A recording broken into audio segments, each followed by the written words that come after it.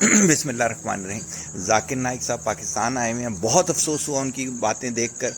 3 باتیں سے point out کروں گا، باقی پھر کبھی آپ کو بتا دوں گا. پہلی چیز یہ کہ بہت زیادہ تکبر سے بولتے ہیں. میں ذاکر نائک کسی بھی ملک میں جاؤں گا تو وہ ویسے ہی میرے لیے مفت میں سارے خزانے کھول دیں گے. تکبر اللہ کو پسند نہیں ہے.